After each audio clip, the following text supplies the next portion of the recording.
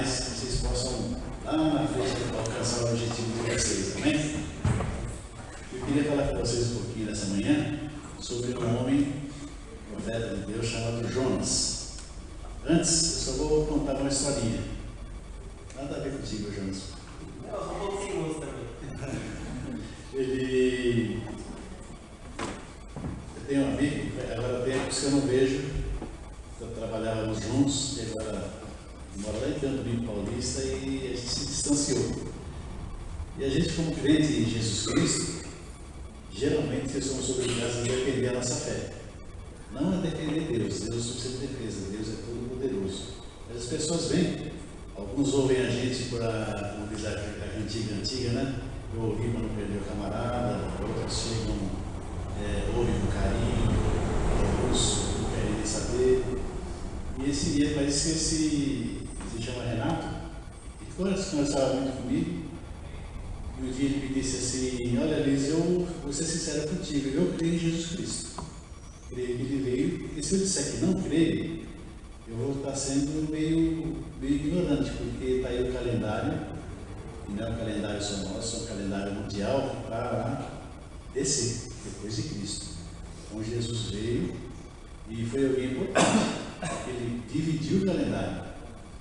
Não creio como você crê, que ele veio perdoar os pecados, que ele veio salvar o ser humano. Não creio nesse ponto, mas creio que ele veio, foi um revolucionário, um camarada muito importante, a ponto de dividir verdadeiramente o calendário, antes e depois de Cristo. Agora, aquelas histórias que contam o Velho Testamento, que o mar abriu, o povo passou, teve um homem lá que foi 7 vezes tomar banho num rio para ficar curado, teve um que ficar na barriga de um peixe 3 dias e 3 noites, né, Jonas? Não é verdade? Isso é possível. Aí, aproveitando o gancho, eu falei: você crê mesmo em Jesus Cristo? Eu creio. Eu falei: eu posso ler contigo a passagem? Não pode. E eu li essa passagem que eu vou ler com vocês agora. Está lá em Mateus, o Evangelho de Mateus, que diz assim: então alguns escribas e fariseus replicaram: mestre, queremos ver da tua parte algum sinal. Escribas eram escritores, eram homens que traduziam o Velho Testamento para o povo. E fariseus eram uma religião ali da época. E Jesus respondeu: uma geração má e adúltera, mais ou menos como a nossa, né? Me pede um sinal, mas nenhum sinal lhe será dado, senão do profeta Jonas. Porque assim como esse teve, Jonas, 3 dias e 3 noites no ventre de um grande peixe, assim o Filho do Homem estará 3 dias e 3 noites no coração da terra. Ninivitas se levantarão no juízo com esta geração e a condenarão, porque se arrependeram com a pregação de Jonas. E está aqui quem é maior do que Jonas. Jesus falando. E eu falei: são palavras de Jesus. Você disse que crê em Jesus, e Jesus fala justamente para o homem que você disse que não acreditava. Como é que fica? Aí ele falou: Luiz, aí eu vou ter que pensar um pouco, vou ter que analisar melhor. Eu falei: pensa bem. É a palavra de Deus, ela é única, ela é completa. A gente não usa só um versículo para dizer Deus é amor, Deus é amor. Deus usa, você vai perceber pelo que eu vou ler aqui. Mas Deus é justiça, Deus ele requer de nós obediência e quer principalmente que seja submisso a Ele, que a gente creia e espere nele. O profeta Isaías diz que nem com olhos se viu, nem com ouvidos se ouviu um Deus a pedir, um Deus que opera na vida daqueles que nele esperam. Então esse é o Deus que nós cremos e esperamos nele. E Jonas foi um homem que viveu mais ou menos, segundo os estudiosos, a gente não tem base aqui na Bíblia para dizer isso, mas ele viveu mais ou menos 800 anos antes de Jesus. 800 a 700 anos antes de Jesus. Alguns falam 600, então uma certa discussão. E ele era um profeta, um servo de Deus. E Deus diz para ele: Jonas, você vai para Nínive, nós lemos aqui sobre os ninivitas, e você vai pregar para aquele povo. Os ninivitas eram um povo muito, muito mau. A idolatria deles era total, que eles sacrificavam crianças. Eles eram eles eram terríveis, sanguinários mesmo. Jonas, você vai pregar para esse povo e vai dizer para eles que se em 40 dias eles não se arrependerem, eu vou destruir aquela cidade. Igualzinho ele fez com Sodoma e Gomorra.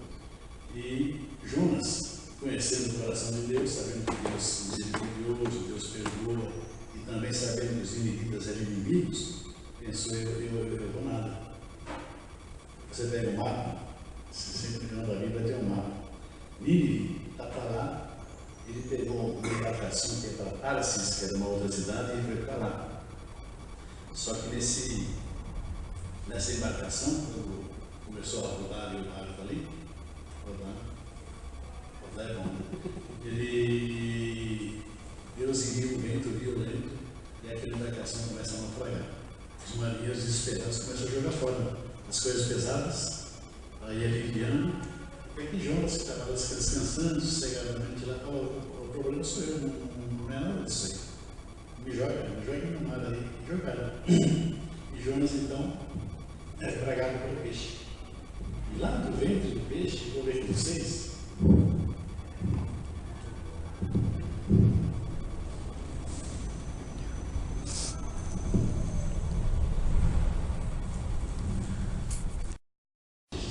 Pensando, vou orar de joelho, vou orar de pé, vou fechar os olhos, não vou. Jonas orou lá no ventre do peixe. Na minha angústia eu clamei ao Senhor e ele me respondeu. No ventre do abismo gritei e tu me ouviste a voz, pois me lançaste no profundo, no coração dos mares, e a corrente das águas me cercou. Todas as suas ondas e as suas vagas passaram por cima de mim. Então eu disse: lançado estou de diante dos teus olhos. Tornarei porventura a ver o teu santo templo? As águas me cercaram até a alma, o abismo me rodeou e as algas se enrolaram na minha cabeça. Desci até os fundamentos dos montes, desci até a terra, cujos ferrolhos se correram sobre mim para sempre. Contudo fizeste subir da sepultura a minha alma, ó Senhor meu Deus. Quando dentro de mim desfalecia a minha alma, eu me lembrei do Senhor e subiu até a minha oração ao teu santo templo. E os que se encontram na idolatria vã abandonam aquele que lhes é misericordioso. Mas com a voz do agradecimento eu te oferecerei sacrifício, e o que eu votei eu pagarei. Ao Senhor Deus pertence a salvação. Isso é Jonas lá no ventre do peixe. E termina o texto assim: e falou, pois, o Senhor ao peixe, e este vomitou Jonas à terra. Humanamente falando assim, é impossível realmente de crer. 5 minutos sem ar e a gente morre. Mas a Bíblia diz que para Deus não há impossíveis.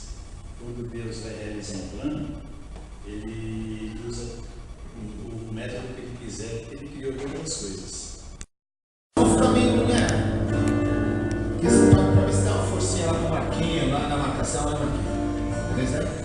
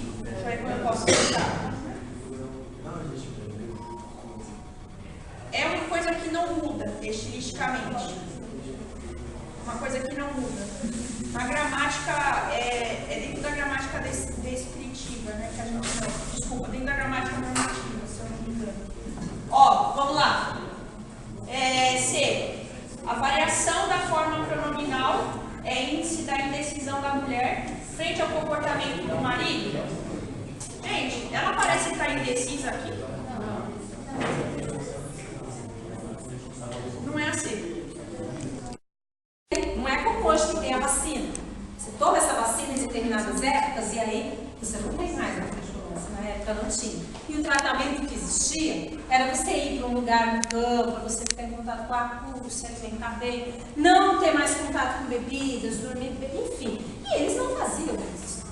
Então a doença vinha e acabava desestruturando todo o organismo. O que aconteceu com ele? Caiu de um cavalo, não conseguiu se recuperar, já estava com vacina e acabou acontecendo aos 21 anos. Continuando. Romance gótico.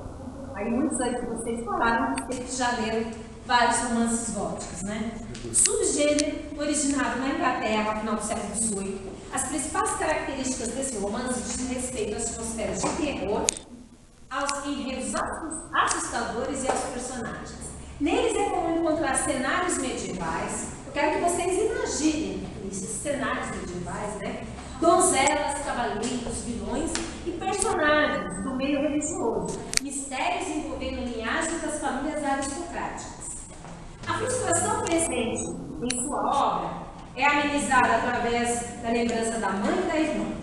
Olha, sempre a mulher aí tida como um elemento salvador, um elemento superior, numa sociedade machista, hein? Além disso, a perspectiva da morte, apesar de assustadora, traz conforto por saber que cessará a dor física causada pela doença e pelos sofrimentos amorosos do poeta.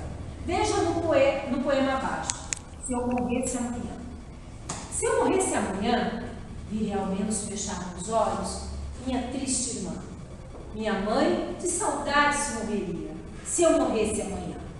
Quanta glória que sinto em meu futuro, que a aurora do porvir e que amanhã eu pendera chorando essas coroas, se eu morresse amanhã.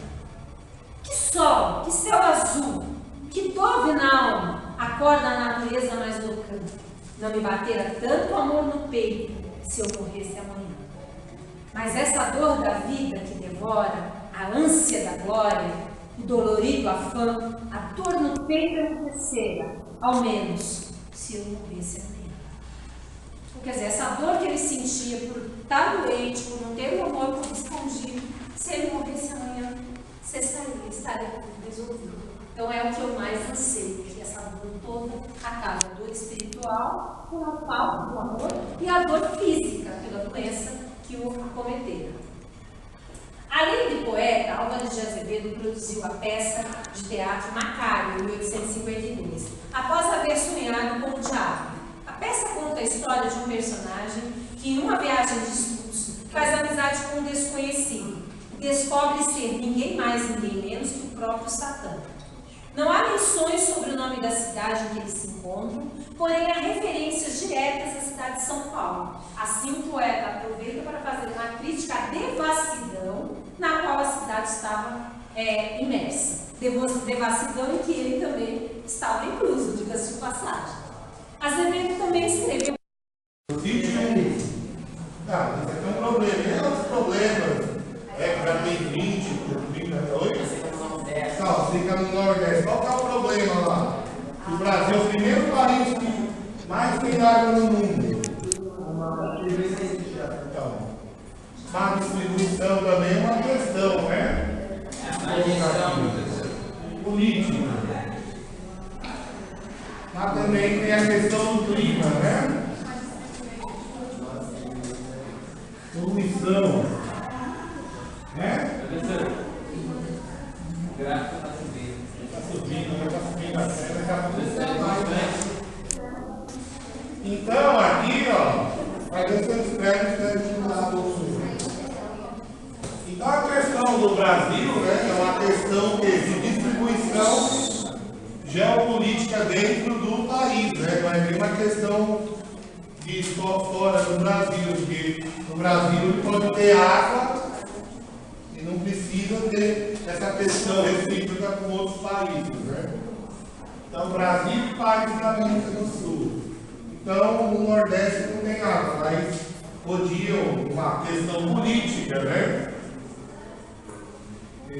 Fazer algo para distribuir água no Nordeste, para não ter falta de água, como eu falei, de dutos e canos, né? Mas era um recibo que resolvia, né? Em Israel tem grave problema de água, né, de recursos hídricos. Eles fizeram canos de irrigação. Ele falou que as plantações lá, as árvores nascem no meio da pedra. Não é cano, faz mangueiras, né? No meio da pedra. Tem uma cidade que chama Nova Canaã.